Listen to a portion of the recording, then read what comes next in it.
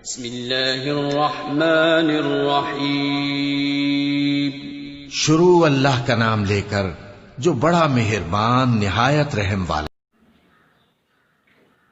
Assalamu alaikum warahmatullahi wabarakatuh. Today we are here again with our new topic, that is modal auxiliaries. Modal auxiliaries.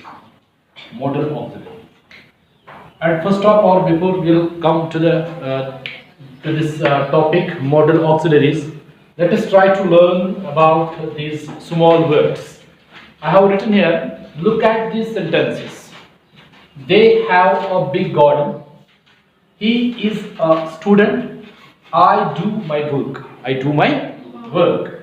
If you will pay full heed towards these words which are underlined on the board, these words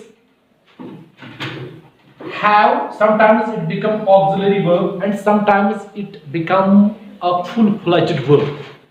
It becomes a full-fledged as it is in this sentence, because this sentence, it is not followed by main verb, so this have it itself works as a main verb. बेटा आप मेरी बात को अच्छे से समझ रहे हैं? ये जो वर्ड्स मैंने यहाँ अंडरलाइन किए हैं, ये वर्ड्स जो है ये ऑक्सिलरी वर्ब्स है असल में, लेकिन इन सेंटेंसेस में ये एज ऑक्सिलरी वर्ब वर्क नहीं कर रहे, एक्ट नहीं कर रहे, ठीक? तो यहाँ हैव का मतलब है this is carrying some specific meaning. It means possess. See, they have a big garden means they possess a big garden. बेटा आप मेरी बात को समझ रहे हैं? तो यहाँ पर have जो है ये फुल फ्लेज्ड वर्ब है यहाँ पर, ठीक है? देखो हमें कैसे पता चलता है कि ये फुल फ्लेज्ड वर्ब है? क्योंकि इसके बाद जो है कोई मेन वर्ब नहीं है। जैसे मैं यहां और एक सेंटेंस लिखूं, they have gone there. They have gone there. See, here the same word is here, the same auxiliary verb have, but here it is working as a auxiliary verb, helping verb. तो later on मैं आपको बताऊं, फिलहाल आपने ये समझना है। तो यहाँ पर हमें कैसे पता चलता है कि ये ऑक्सिलरी वर्ब वर्क करता है? क्योंकि it is followed by main verb. बेटा समझ रहे हैं? तो यहाँ पर आप देखिए they have a big garden, तो यहाँ पर ये वर्ड हैव जो है it carries the meaning possess, and he it tells us it means be. Yes, is means be, means it tells us about the state of the sentence. It tells us about the state of the subject. He is what is his status? He is a teacher, he is a student, तो इस हमें क्या बताता है? ये हमें इसकी meaning जो है बी है और ये हमें स्टेट बताता है। बेटा इतना समझ गए? तो यहां पर भी इस जो है ये वर्क कर रहा है एज फुल फ्लेज्ड वर्ब। आप मेरी बात को समझते हैं? तो यहां देखिए आई डू माई वर्क, तो इससे पहले आपने सुना है कि वर्ड डू जो है इसको हम एज ऑक्सिलरी वर्ब यूज करते हैं, लेकिन यहां पर ये डू जो वर्क कर रहा है ये फुल फ्लेज्ड वर्ब है। क्यों ऐसा क्यों है? क्योंकि it is not followed by main verb, और ये डू जो है sometimes it itself works as a main verb and sometimes it works as a auxiliary verb. आप समझ रहे हैं? तो फिलहाल आपने ये तीन सेंटेंसेस देखे, look at this sentences. They have a garden, यहां पर हैव का क्या माना है? possess, and is it means be, and do means carry out. Do means carry out, perform, carry out, or you can say perform, अंजाम देना, carry out करना। I do my work means I perform my work, I carry out my work। आप समझ रहे हैं? तो यहां पर ये तीन सेंटेंसेस आपने देखे, इसके बाद आप और ग्रुप ऑफ सेंटेंसेस देखेंगे।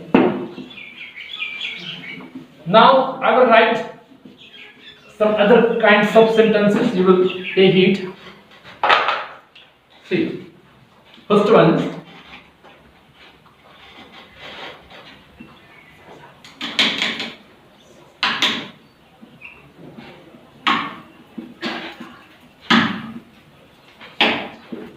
She has written her work. She has written her work. She has written her work, she has written her work. बेटा आपने समझना है, जरा बात को अच्छे से समझिए। यहां पर हैज जो है ना, इससे पहले आपने और एक चीज समझना है, जरा इस बात को समझिए। आप आपको पता है कि वर्ड हैज जो है ना, या हैव, आप हैव, इसकी फॉर्म्स है। जरा बताइए क्या क्या फॉर्म है इसकी। इसकी दूसरी फॉर्म है हैज, और कभी इसकी बनती है हैव। बेटा इतना समझ गए। अच्छा, इज की क्या क्या फॉर्म में है, या बी, इसमें है एम, इसमें है ऑफ प्रेजेंट में, और फिर पास्ट में वाज एंड विल। ठीक, जरा डू की फॉर्म में बताइए क्या क्या है। डज भी है, देन डिड। बेटा आप समझ गए इसकी फॉर्म में, आप समझ रहे हैं। तो have it means possession, and is it means be, and do it means carry out और परफॉर्म। इतना आप समझ रहे हैं। तो यहां पर आप देखिए, जरा हम वापस आ जाते हैं। यहां पूरा ध्यान लगाना है, पूरा ध्यान आप देखिए।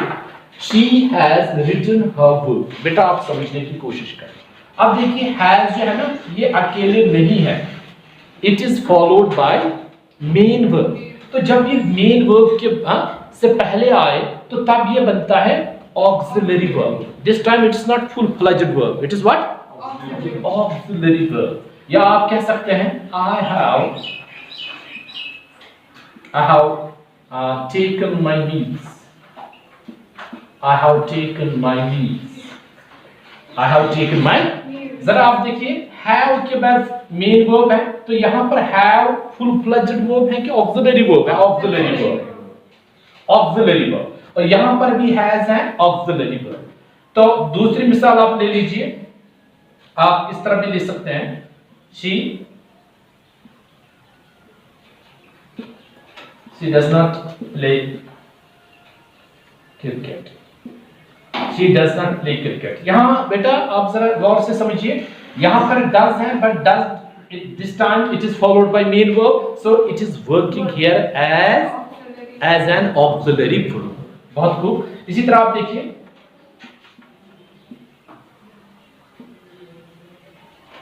is she settled there, is she settled there।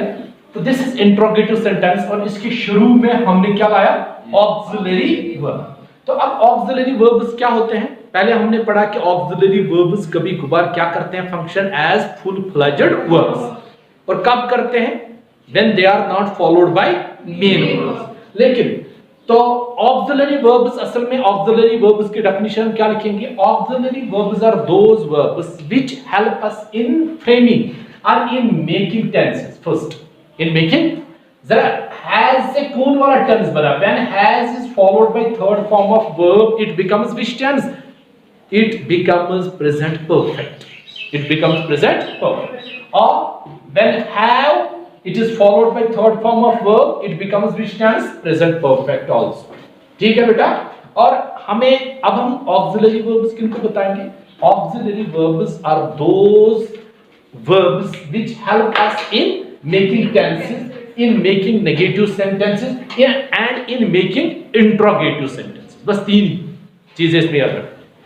Auxiliary verbs वो वर्ड्स होते हैं, वो वर्ब्स होते हैं जो हमें टेंसेस बनाने में हेल्प करते हैं, जैसे यहाँ, और जो हमें नेगेटिव सेंटेंस बनाने में हेल्प करता है, जैसे यहाँ, और जो हमें इंट्रोगेटिव सेंटेंसेस बनाने में हेल्प करते हैं। इनको हम प्राइमरी ऑक्सिलरीज भी बोलते हैं। किनको, these are नहीं, helping verbs। मैं जरा बताऊं,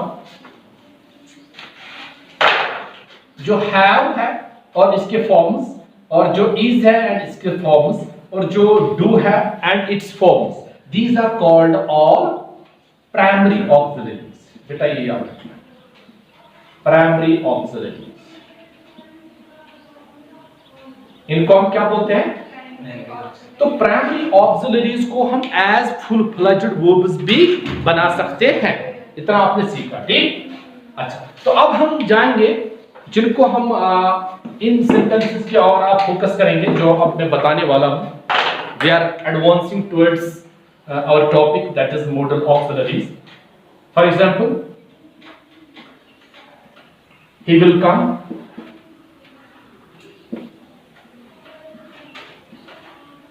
he may come, he ought to come, he need not to come.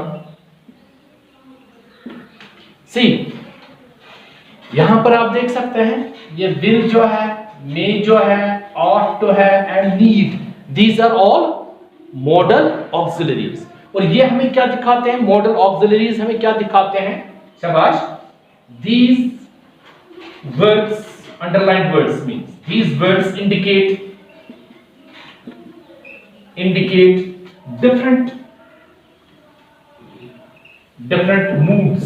Different moods means mental states or mental states. You can say mental states.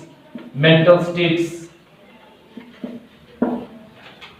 These words means auxiliary, these modal auxiliaries, they indicate different moods or mental states. वो हमें क्या दिखाते हैं? देखिए जैसे यहाँ he will come, ठीक, कभी हमें क्या दिखाता है? कभी हमें surety दिखाता है, ठीक, कभी हमें possibility, he may come, possibility दिखाता है. He ought to come हमें क्या दिखाया जा रहा है? Obligation दिखाया जा रहा है. He need not to come, ठीक, तो कभी हमें नेसेसिटी दिखाया जाता है. तो इससे हमें मॉडल ऑक्सिलरीज से हमें क्या पता चलता है? मूड्स और मेंटल स्टेट्स. मूड्स और मेंटल स्टेटस क्या है? मेंटल स्टेटस है पॉसिबिलिटी और बोलो बेटा, सर्टेनिटी और एबिलिटी, परमिशन, नेसेसिटी एटसेट्रा. ये सारे जो है ये मेंटल स्टेटस है, ये मूड्स है. ये क्या है? मूड्स.